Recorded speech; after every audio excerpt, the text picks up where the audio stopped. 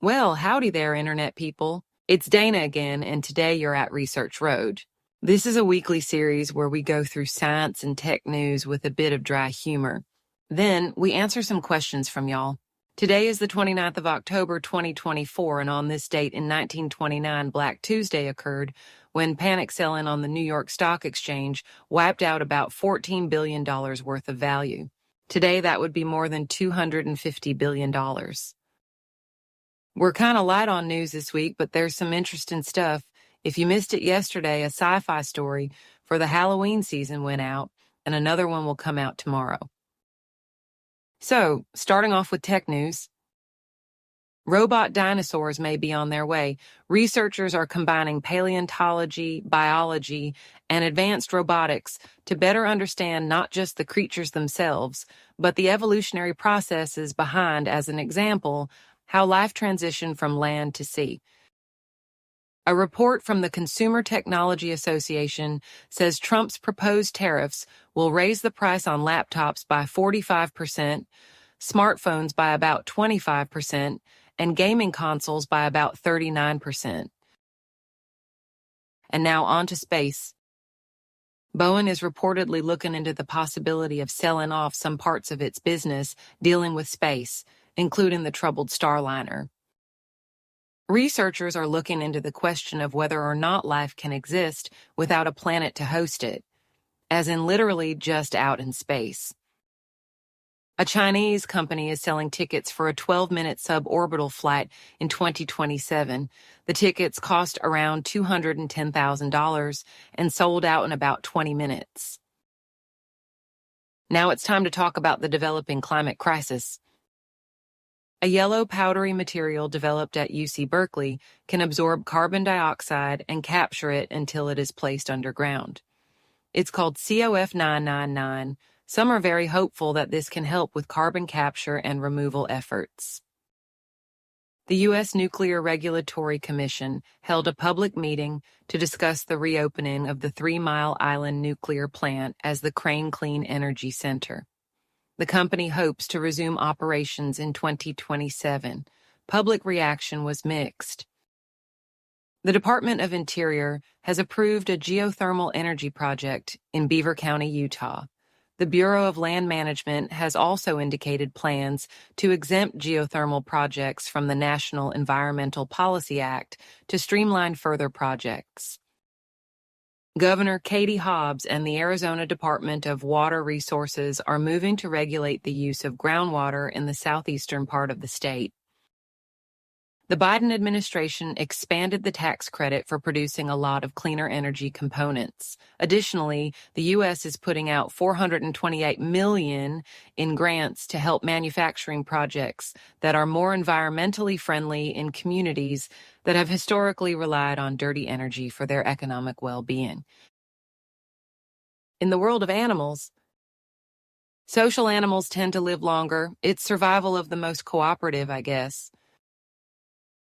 In health news, researchers took a close look at a species of tardigrade to determine how it was able to withstand extreme levels of radiation. They seem to have discovered that it doesn't really shield its DNA, but quickly repairs it. Some see future implications in the treatment of cancer. A study found that factory farms might contribute to emerging infectious diseases. Yeah, they might help pandemics. Now let's dig up the past a little. We normally associate large meteorite impacts with extinction on Earth, but a new study suggests that a strike a little more than 3 billion years ago might have boiled oceans and unleashed a chain of events that jump-started advanced life. In October of 1943, the HMS Trooper had her orders. The submarine was to covertly land 3 Greek resistance fighters, then patrol a bit in the Aegean Sea. It never returned to port and has been missing ever since, until now. It was found on the seafloor in Greek waters. It appeared to have struck a naval mine. And now on to oddities. Conversation all over the internet picked up about the future of Africa splitting in two. The East African Rift System has been discussed for years, but talk about a crack noticed back in 2018 led to a discussion of plate tectonics. Also in oddities, Vance. And now we're going to answer some of your questions. How do you choose the voices of the questions and the quotes? And why don't you use audio clips for more recent quotes? Honestly, it's pretty random. If you don't like your voice, sorry. The only time I think I really sought a specific voice was when somebody identified themselves as a trans woman. I wanted her to have a nice voice in the message.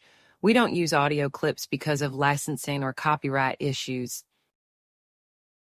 I'd love to hear your thoughts on the idea of colonizing Venus over Mars.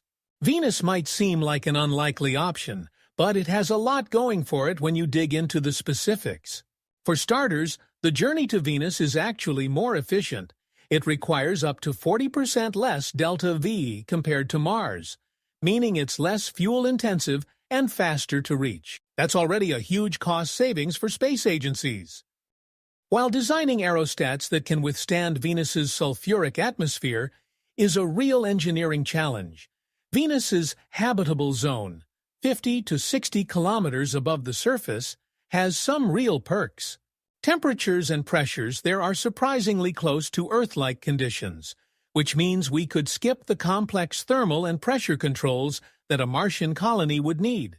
So yes, while both Mars and Venus would require independent oxygen and life support, a Venus suit could be much lighter without the need for heavy insulation or cooling systems. And when it comes to transferring crew and supplies, docking with a floating habitat is a complex task, but it's one we've already mastered with the ISS. Venus habitats would, of course, be more ambitious in scope, but aerostats offer some unique advantages, like more straightforward structural requirements. No need to withstand external pressure, as on Mars.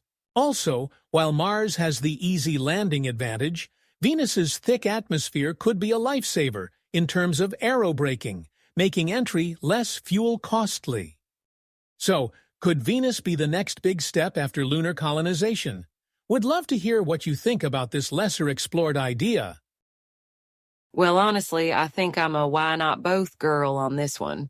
I would go with Mars first simply because the engineering for the habitats seems, to use your term, less ambitious. There are going to be mistakes. The simpler they are in the beginning, the better. NASA actually has a document titled Colonization of Venus you might be interested in if you haven't read it. Dana, not your normal question type, but I thought your answer would be more interesting. What do you think about the LA Times and Washington Post not endorsing a candidate? You either do or do not. You either endorse candidates or you do not. It seems incredibly wrong to have an editorial staff that will sometimes endorse and sometimes not. Now, with the fallout from Madison Square Garden, maybe they make a late endorsement, but as I'm doing this, they haven't.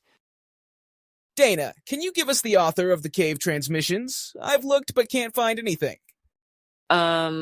Me? I had help, though. Why put them on a different channel? Just give us more on the roads. I'm not sure. I feel like the road should be for more news content, not my weird allegories and sci-fi fascination. We'll definitely do something, but I'm not sure if it should be on this channel or a new one. Y'all let me know what you think. That looks like all the questions for this week. This week's quote is attributed to Malcolm X. Education is our passport to the future, for tomorrow belongs only to the people who prepare for it today. So that's all the data we have to date. Hope you enjoyed it and hope to see you again soon.